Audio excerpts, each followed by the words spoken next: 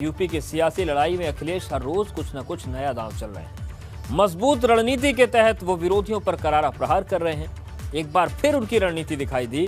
ये रणनीति थी विरोधियों के घर में सेंधमारी की। अखिलेश यादव ने विरोधी दलों के 7 विधायकों को समाजवादी पार्टी में शामिल करा लिया। इन 7 विधायकों में बसपा के 6 और भाजपा के 1 विधायक का नाम है। कुल मिलाकर बसपा के बागी अब अखिलेश के सियासी बॉक्सर बन गए, जबकि भाजपा के 1 विधायक भी साइकिल पर सवार हो गए। लेकिन बड़ा सवाल यह है कि अखिलेश ने 22 वाली पिच पर जो सिक्सर मारा है उसका अंजाम क्या होगा। जो विधायक बसपा की सबसे बड़ी मजबूती थे, उनके सपा में जाने के बाद मायावती का 2022 में क्या होगा। श्रीमती सुषमा पटेल, श्री असलम अली, श्री मुस्तफा सिद्दीकी, श्री हरगोविंद भार्गव, मोहम्मद असलम रायनी एडवोकेट,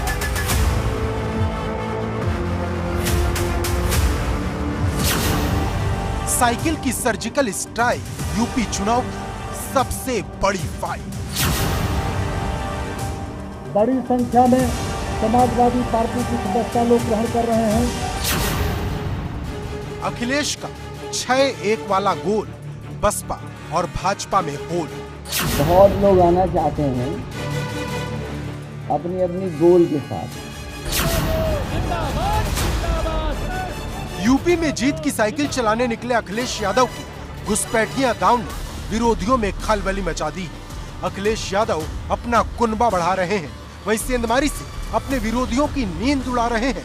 शनिवार को अखिलेश ने ऐसा वार किया कि एक झटके में बसपा के 6 विधायकों को सपा में मिला लिया।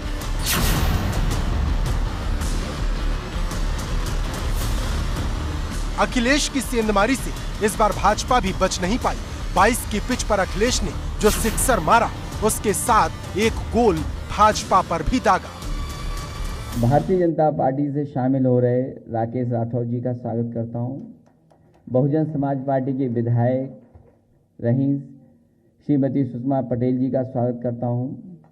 असलम रायनी जी का स्वागत करता हूं। असलम अली साहब हैं, इनका बहुत बहुत स्वागत और बधाई। हाकिम लाल बिंझी, उनको भी बहुत बहुत बधाई देता हूं। मुस्तफा सिद्दीकी साहब हैं जो आज समाजवादी पार्टी में शामिल हो रहे हैं, मैं इनका भी बहुत बहुत पार्टी की तरफ से स्वागत करता हूं, बधाई देता हूं।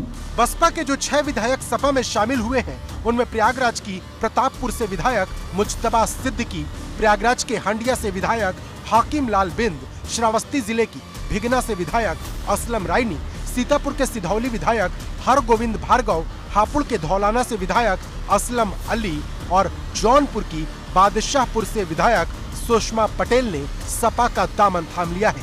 इसके अलावा सीतापुर की सदर सीट से भाजपा विधायक राकेश राठौर भी सपा की साइकिल पर सवार हो गए हैं।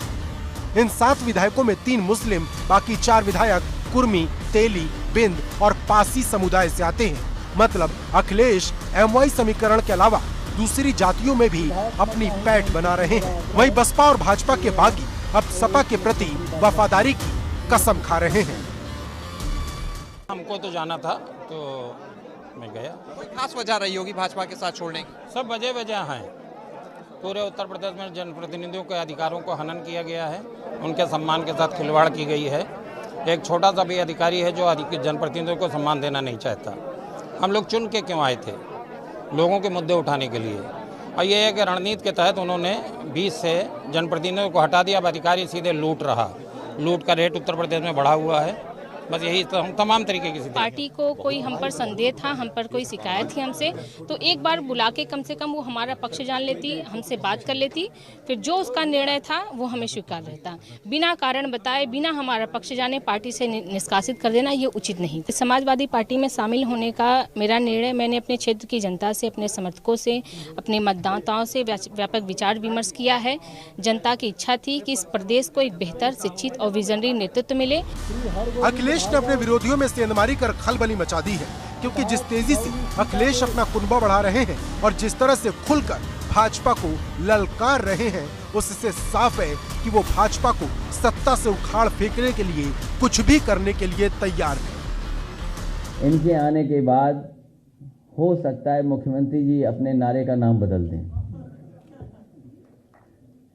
मेरा परिवार भाजपा परिवार की जगह वो हो सकता है ये कर दें कि मेरा परिवार भागता परिवार। मैं सुन रहा था भारतीय जनता पार्टी के मन से ये कहा गया कि भारतीय जनता पार्टी ने जो लोक कल्याण संकल्प पत्र 2017 में दिया था उसको 90% पूरा कर दिया गया है और रहा बचा 2 महीने में पूरा हो जाएगा।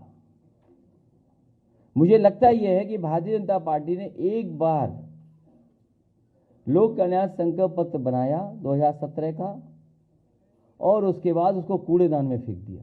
जन आक्रोश इतना है, जनता इतनी दुखी है कि आने वाले चुनाव में भारतीय जनता पार्टी का सफाया होगा। और जो मैंने कहा है कि ये नारा जो बदलेगा, भाजपा परिवार भागता परिवार ही दिखाई देगा। यूपी में चुनाव 4 महीने करीब बाद, लेकिन अखिलेश अपनी रणनीति को कई लेयर में तैयार कर रहे हैं। जानकारों की माने तो अखिलेश यूपी में इस बार प्लान ए, प्लान बी और प्लान सी लेकर उतरे हैं। उसमें भाजपा को खुलकर ललकारना और बसपा, कांग्रेस और भाजपा में सेंधमारी प्लान का ही एक हिस्सा है। शैलेश अरोड़ा के साथ ब्यूरो रिपोर्ट ABP गंगा। 2022 की लड़ाई में अखिलेश यादव ने ऐसा घेरा खींचा है जो विरोधियों में खलबली पैदा कर रहा है। पिछले कुछ दिनों में उन्होंने अपनी रणनीति से यूपी की चौहद्दी नाप दी। पहले उन्होंने ओम प्रकाश राजभर की सुभाषपा के साथ गठबंधन कर पूर्वांचल का खेल सेट किया और उसके बाद पश्चिमी यूपी से कांग्रेस के बड़े नेता को अपने साथ जोड़ा और उसके बाद अब अवध और तराई बेल्ट के बड़े नेताओं को उन्होंने साइकिल पर बैठा लिया। ये हाल तब है जब बसपा के बागी राम अचल राजभर और लालजी वर्मा के सपा में आने की औपचारिकता अभी बाकी है। अखिलेश यादव ने अपनी रणनीति में यूपी का कोई भी कोना नहीं छोड़ा है। बुंदेलखंड के इलाके में भी वे दूसरे दल के बागियों को अपने साथ जोड़ रहे हैं। लेकिन सवाल तब भी पूछा जाएगा कि अखिलेश की रणनीति क्या भाजपा के अंगद जैसे पांव को हिला पाने में कामयाब हो पाएगी।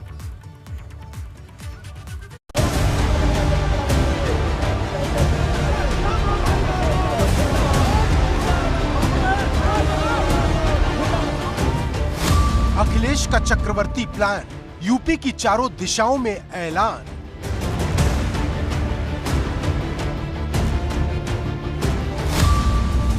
पूर्वांचल से पश्चिम तक, अवध से बुंदेलखंड तक सत्ता का संग्राम।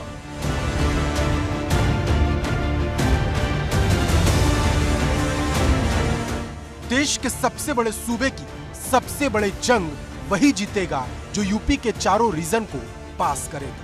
22 में साइकिल का परचम लहराने के लिए अखिलेश इसी मिशन पर काम कर रहे हैं। सबसे पहले बार पश्चिमी यूपी की जहां 136 विधानसभा सीटों पर जीत की साइकिल चलाने के लिए अखिलेश ने कांग्रेस के हरेंद्र मलिक और उनके बेटे पंकज मलिक को अपने साथ मिला लिया।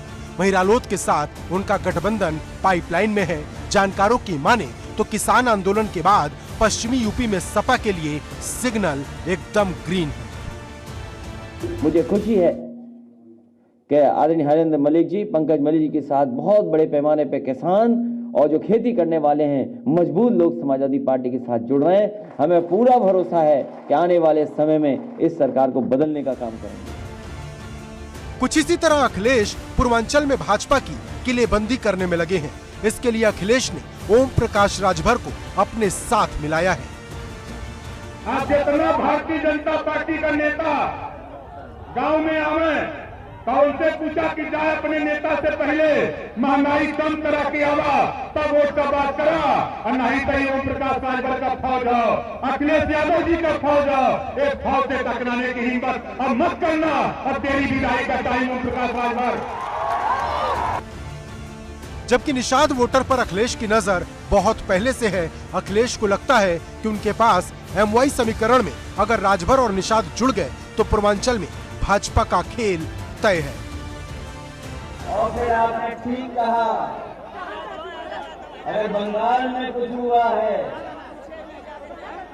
अगर बंगाल में कुछ हुआ है तो ठीक कहा है आपके अध्यक्ष ने।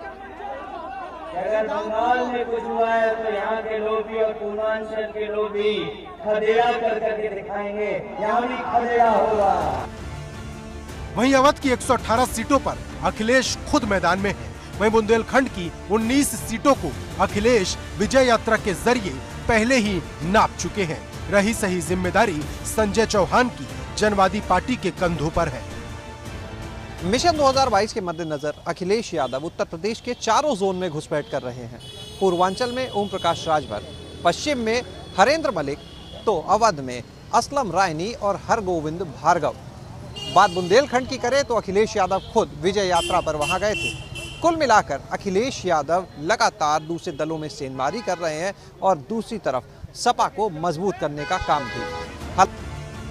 मतलब पश्चिम हो या पूर्वांचल या फिर अवध हो या बुंदेलखंड, अखिलेश यादव लगातार यूपी फतेह की तैयारी में है। दरअसल अखिलेश का प्लान ए दूसरे दलों में सेंधमारी और प्लान बी छोटे दलों से गठबंधन का है, और प्लान सी ये कहता है कि भाजपा जिस दिन कुछ बड़ा करे उस दिन अखिलेश भी कुछ न कुछ बड़ा कर ही देते हैं। लेकिन सवाल बड़ा है कि क्या अखिलेश का ये प्लान ABC उन्हें यूपी की चारों दिशाओं का चक्रवर्ती सम्राट बना पाएगा? शैलेश अरोड़ा के साथ ब्यूरो रिपोर्ट ABP गंगा।